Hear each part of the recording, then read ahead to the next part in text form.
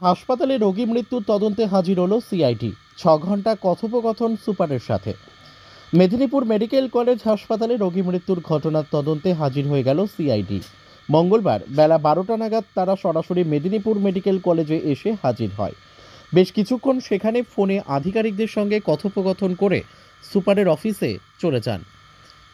হাসপাতাল সুপারের অফিসে দীর্ঘক্ষণ বৈঠক করেন তারা। তবে এই নিয়ে বিজেপির জেলা মুখপাত্র অরূপ দাসের দাবি, পুরো ঘটনা ধামাচাপা দিতে ও আইওয়াশ করতে এসিআইডি তদন্ত।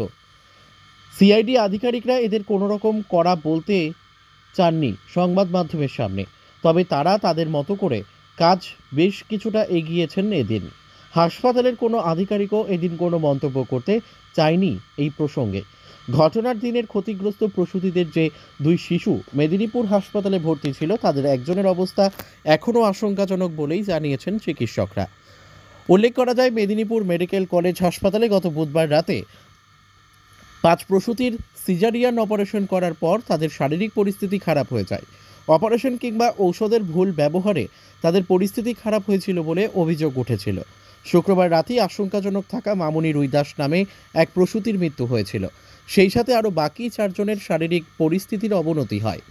এদের একজন নিয়ন্ত্রণে থাকলেও বাকি 3 জনের পরে সেটি জটিল মনে হওয়াতে রাজ্য স্বাস্থ্যকর্তারা পরিদর্শনের পর তাদের কলকাতার এসএসকেএমে নিয়ে যাওয়া হয়। তবে ওই কাণ্ডে সিনিয়র চিকিৎসকদের অনুপস্থিতি ও জুনিয়র দিয়ে অপারেশন, ভুল ওষুধ প্রয়োগ, মেয়াদোত্তীর্ণ স্যালাইন ব্যবহারের মতো অভিযোগ উঠেছে। জানিয়ে রাজ্য জুড়ে তোলপাড় পরিস্থিতি বর্তমানে। সেই কাণ্ডে মেদিনীপুর হাসপাতালের সমস্ত আধিকারিক চিকিৎসকদের ডেকে বৈঠক করছেন মুখ্যমন্ত্রী নিজেও। এরপর মঙ্গলবার মেদিনীপুর হাসপাতালে সেই ঘটনার তদন্তে হাজির হয়েছে সিআইডি। ব্যুরো রিপোর্ট, সত্যের সন্ধানে কেশপুর। ঠিক আছে, প্রকৃত ঘটনা ধামাচাপা দেওয়ার জন্যেই সিআইডিকে ডাকা হলো। সিআইডি রাজ্য সরকারের দ্বারাই পরিচালিত সংস্থা। কি করবে সিআইডি? মমতা ব্যানার্জির যদি সত্যি রহস্য উদ্ঘাটনের কোনো ভাবনা থাকতো, সঠিক বিচার দেওয়ার ভাবনা থাকতো, তাহলে কোনো কেন্দ্রীয় সংস্থাকে ডাকতে পারত। উনি কিন্তু ডাকলেন, উনি সিআইডিকে পাঠালেন। আমাদের প্রথম প্রশ্ন, মমতা ব্যানার্জিকে এই প্রশ্নের উত্তর দেবেন যে কর্ণাটক গভর্নমেন্ট 2024 সালের মার্চ মাসে পশ্চিমবঙ্গ ফার্মাসিউটিক্যালসকে নিষিদ্ধ ঘোষণা করেছিল।